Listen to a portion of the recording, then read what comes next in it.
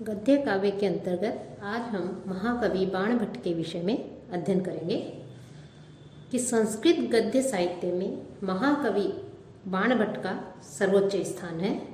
महाकवि बाणभट्ट संस्कृत के सर्वश्रेष्ठ कथाकार एवं संस्कृत गद्य के सार्वभौम सम्राट है।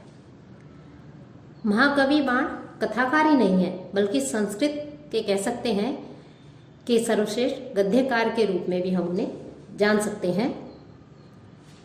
सुबंधु द्वारा रचित कृत्रिम गद्य शैली का प्रौढ़ एवं स्निग्ध रूप हमें बाणभट्ट की रचनाओं में प्राप्त होता है।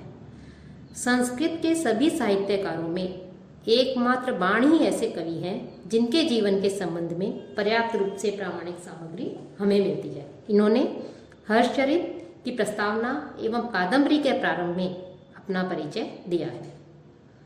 बाण के पूर्वज सोन नदी के पास में स्थित प्रीतिकूट नामक जो नगर है उसके निवासी थे। कुछ विद्वानों के अनुसार यह स्थान बिहार प्रांत के आरा जिले में पियरों नामक ग्राम है, तो कुछ विद्वान जिले के देव नामक स्थान के निकट पिट्रो नामक ग्राम को मानते हैं। महाकवि बाणभट्ट का जो कुल है वो विद्वता एवं पांडित्य के लिए विख्यात था। ये वात्स्यायन गोत्रीय ब्राह्मण थे। बाण के प्राचीन पूर्वज का नाम कुबेर था, जो प्रसिद्ध कर्मकांडी एवं वेद के विद्वान थे।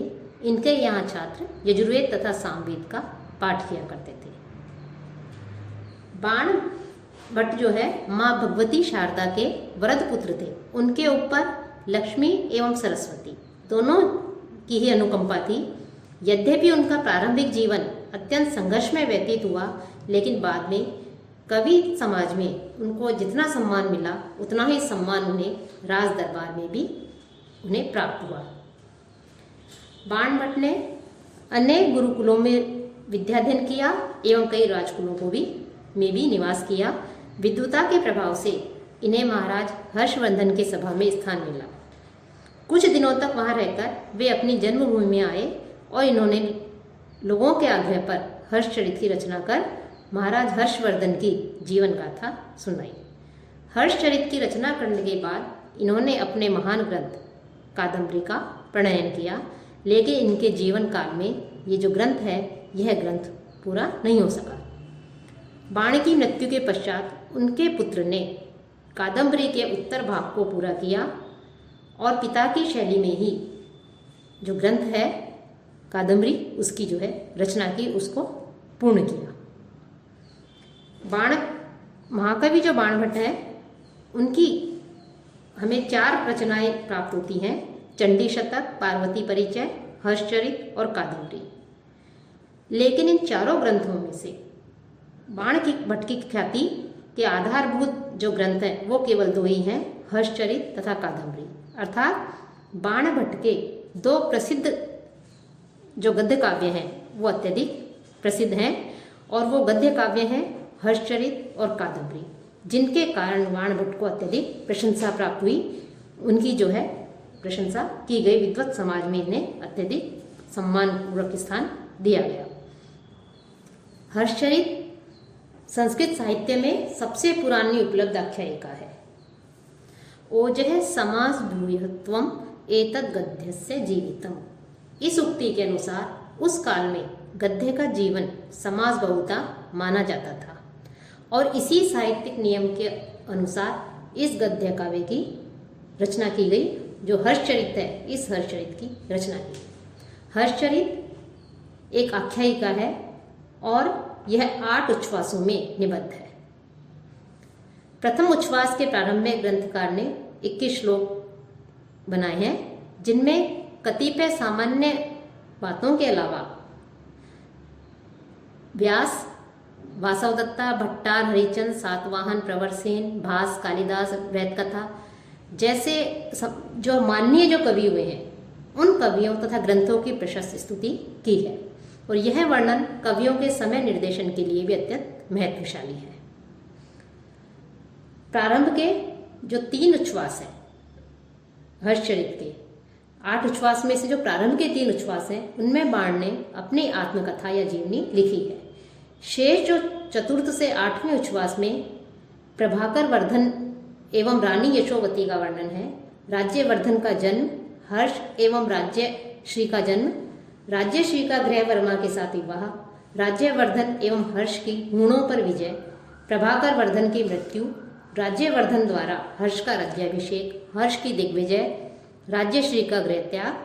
हर्ष तथा राज्यश्री दोनों ही भिक्षुक बनने की इच्छा रखते हैं। इसका जो है उन्होंने इसमें जो बाणभट्ट हैं उन्होंने हर्षचरित में वर्णन किया है। हर्षचरित में हर्ष की संपूर्ण जीवन गाथा का वर्णन नहीं है। इस रचना की शुरुआत पौराणिक ढंग से की गई है। वस्तुतः यह कोई घटना प्रधान विवरणात्मक इतिहास नहीं कह सकते इसे, अपितु यह अलंकृत शैली का वीर रस प्रधान वर्णनों की रमणीयता से परिपूर्ण एक उत्कृष्ट गद्य काव्य है। इसमें हर्षचरित में यथार्थ का चित्रण है, कहीं करुणा का मार्मिक दृश्य है तो कहीं हास्य और श्रृंगार का रोचक चित्रण है। मरणासन प्रभाकर वर्धन का चित्रण, यशोमती का विलाप एवं सतीत्व का चित्रण, हर्ष के पौरुष एवं उसकी दिग्विजय के प्रमाण का चित्रण, राज्यसभा का वर्णन, वनग्राम का वर्णन आदि हर्षचरित को एक उच्च कोटि का काव्य बनाने के लिए बाणभट्ट ने उनका प्रयोग किया है और ये उसके लिए पर्याप्त है। लेकिन हर्षचरित को काव्य के रूप में जो है उतना महत्वपूर्ण स्थान नहीं दिया गया, उतना महत्वपूर्ण नहीं माना जाता जितना ऐतिहासिक एवं सांस्कृतिक जो दस्तावेज हैं उसके रूप में इसको मान्यता प्रदान है। हर्षचरित में ऐतिहासिक घटनाक्रम का वर्णन न होने पर भी इसका जो सांस्कृतिक परिदृश्य है वो सांस्कृतिक परिदृश्य इतना व्यापक है कि यह हर्षकालीन इतिहास के लिए एक महत्वपूर्ण स्रोत जो है वो बन गया है। उन्होंने तो इस प्रकार से जो हर्षचरित है यह हर्षचरित बाणभट्ट विरचित प्रथम ग्रंथ माना जाता है। और ये जो हर्षचरित है यह 8 उपश्वासों में विभक्त है और यह एक आख्यायिका के रूप में माना जाता है। जो दूसरी जो हर्षचरित के पश्चात जो रचना की बाणभट्ट ने वो है कादंबरी। कादंबरी संस्कृत साहित्य का सर्वश्रेष्ठ गद्य काव्य कह सकते हैं कि बाणभट्ट के द्वितीय गद्य काव्य कादंबरी की कथा एक जन्म से संबद्ध न होकर चंद्रापीड़ तथा पुंडरीक के 3 जन्मों से संबंध रखती है। यह एक कथा काव्य है। यह 2 खंडों में विभाजित है, पूर्वार्ध तथा उत्तरार्ध। पूर्वार्ध संपूर्ण ग्रंथ के 2/3 भाग में विस्तीर्ण है जिसे स्वयं बाण ने लिखा है। उत्तरार्ध जो है कादंबरी का यह संपूर्ण कादंबरी का तृतीयांश है जिसे बाण की मृत्यु के पश्चात जो है पुलिंद भट्ट ने उसको पूर्ण किया, उसे लिखा। महाकवि बाणभट्ट ने कादंबरी का प्रारंभ 20 पद्यों की एक प्रस्तावना के पश्चात किया है। ये जो 20 पद्य हैं इन 20 पद्यों में देव स्तुति, गुरु वंदना, खल निंदा आदि का वर्णन करके अंत में उन्होंने अपने वंश क्रम का भी उल्लेख किया है। बाणभट्ट द्वारा रचित जो कादंबरी है इस कादंबरी का जो प्रारंभ है कथा का प्रारंभ शूद्रक के वर्णन से किया गया है। शूद्रक के यहाँ चांडाल कन्या वैशंपायन नामक जो शुक है उस शुक को लेकर के वो वहाँ पर पहुँचती है।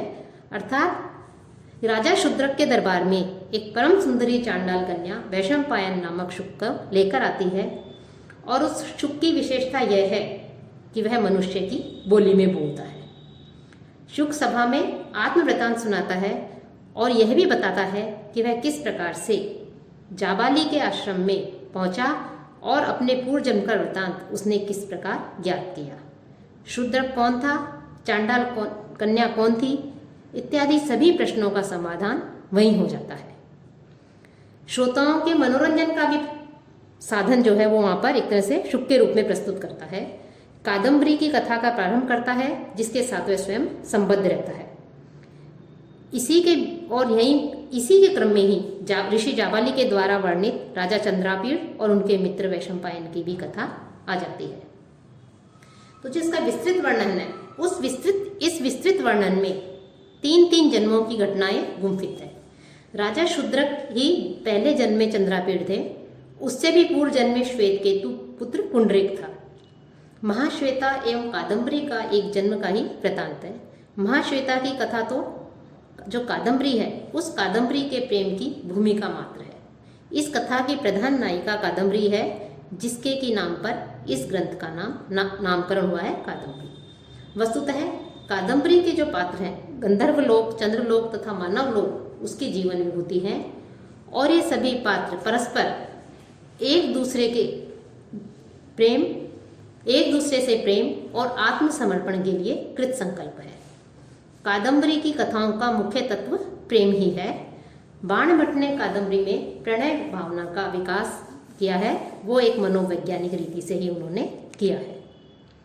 चंद्रापीड़ और कादम्बरी दोनों के हृदय में परस्पर एक दूसरे के प्रति नैसर्गिक मधुर आकर्षण इसमें दिखाई देता है कि जो चंद्रापीड़ है, वो जो नायक है, वो दिग्विजय के प्रसंग में हिमालय प्रदेश में जाता है। यहाँ एक किन्नर मिथुन को देखकर उसे पकड़ने के लिए उसका पीछा करता है। वह मिथुन तो अंतर्हित हो जाता है और राजा आच्छोद नामक दिव्य जलाशय के निकट पहुंचता है। वहां वह अपने अश्व को बांधकर शिवालय में वीणावादिनी महाश्वेता के संगीत से आकृष्ट हो जाते हैं और उसका परिचय प्राप्त करके उसकी प्रिय सखी कादम्बरी का दर्शन करता है। चंद्रापीड़ और कादम्बरी दोनों के हृदय में परस्पर एक दूसरे के प्रति नैसर्गिक मधुर आकर्षण हमें दिखाई देता है, लेकिन प्रणय की पूर्ति के पूर्व ही राजा अपनी राजधानी उज्जैनी लौट आते हैं। और कादम्बरी की जो कथा है, कादम्बरी का जो वास्तव प्रेम का संदेश तांबुल करंक वाहिनी पत्र लेखा के द्वारा आता है और यही पूर्व कादम्बरी जो है उसका अंत होता है। कादम्बरी की कथा स्वयं में तनिक जटिल सी होते हुए भी उदात्त एवं मनोरम है। नवीनता के कुतूहल से अनुप्राणित होकर यह कथा जो है रुचिकर बनती जाती है। संपूर्ण कथा में उत्तरोत्तर जैसे जैसे आगे बढ़ते हैं, रहस्य का उद्घाटन कथा के अंत में होता है। दो प्रणय कथाओं जो हैं वो हमें इसमें दिखाई देती है और उनका निर्वाह बाणभट्ट ने अत्यंत कुशलता के साथ में किया है। तो इसके कादम्बरी के पूर्वार्ध में चंद्रापीड़ और कादम्बरी एक दूसरे से प्रेमाविष्ट होते हैं। तभी चंद्रापीड़ राजधानी उज्जैनी लौट जाता है और पत्र लेखा कादम्बरी का प्रेम संदेश लाती है और यहीं पर इसका पूर्वार्ध समाप्त होता है। जो कादम्बरी का उत्तरार्ध है उसमें चंद्रापीड़ महाश्वेता के पास आता है और वैशंपायन महाश्वेता के प्रति प्रणय के प्रयास के कुपित तपस्वी के श्राप से शुक बन जाता है। इस मित्र के दुख से दुखी चंद्रापीड़ भी शरीर त्याग देता है। कादम्बरी आती है, विलाप करती है और चंद्रापीड़ के माता पिता भी दुखी होते हैं। यहीं पर जाबाली की कथा समाप्त है। उधर वह जो शुक है, वह शुक चांडाल कन्या के हाथ में पहुंच जाता है।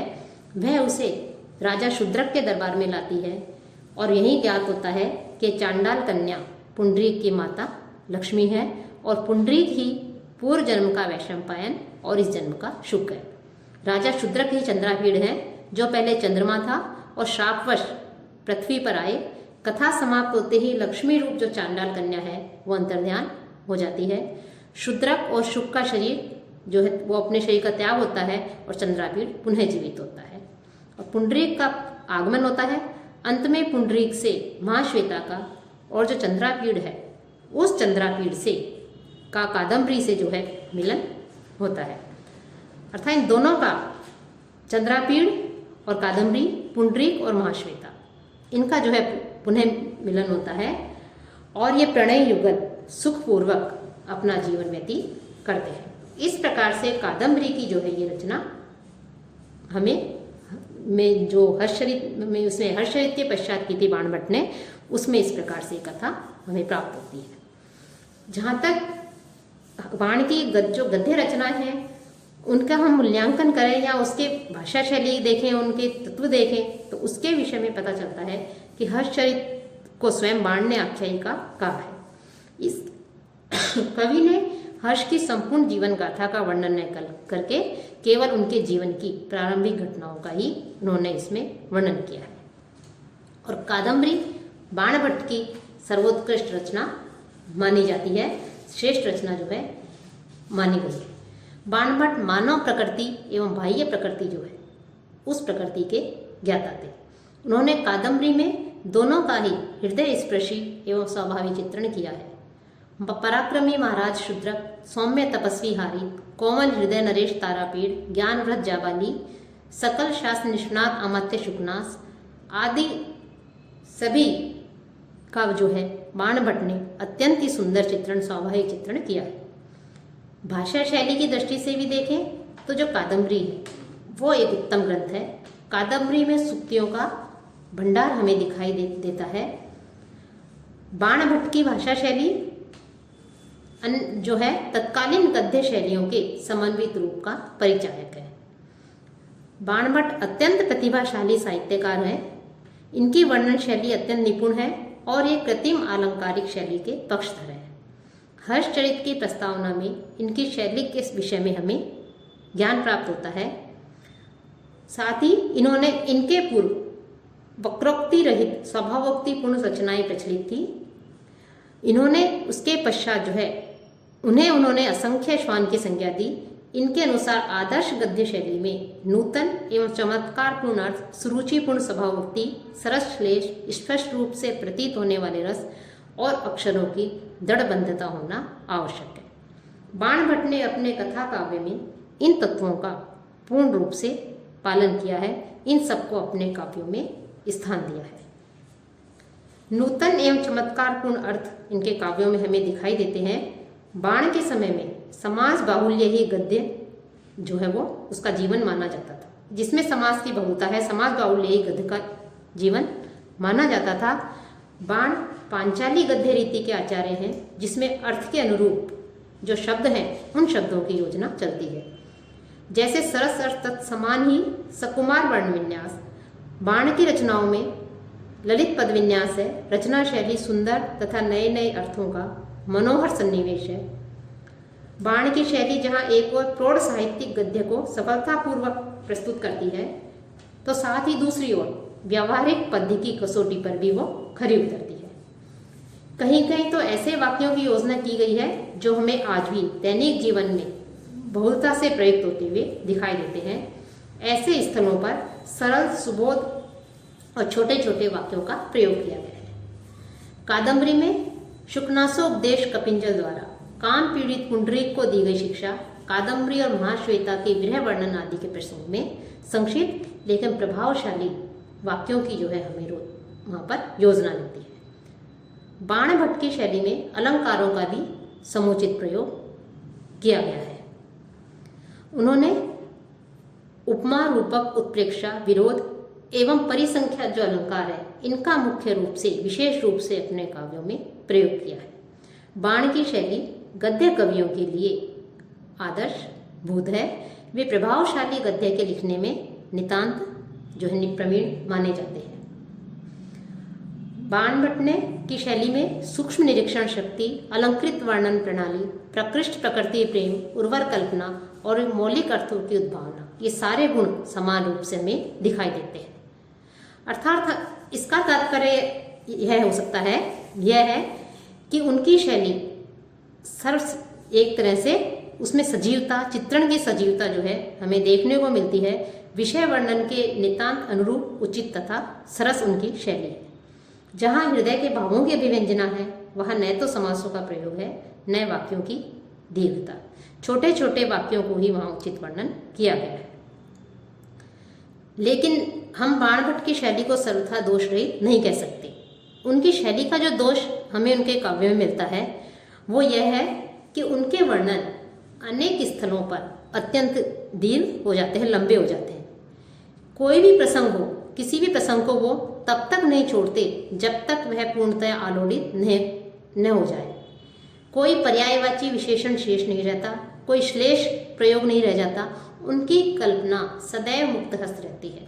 अवसर मिलते ही वो अपने काव्यों में जो है इनका प्रयोग करना प्रारंभ कर देते हैं और तब तक उसको से नहीं छोड़ते जब तक कि अपने संपूर्ण भावों को वो उसमें प्रयोग नहीं करते, संपूर्ण भावों को उसमें नहीं उड़ेलते, नहीं ला सकते। इसलिए उनके गद्य की उपमा एक भीषण अरण्य से दी है, जहाँ श्रेष्ठ एवं द्रूह जो शब्द है उनके एक तरह से समूह हमें दिखाई देते हैं।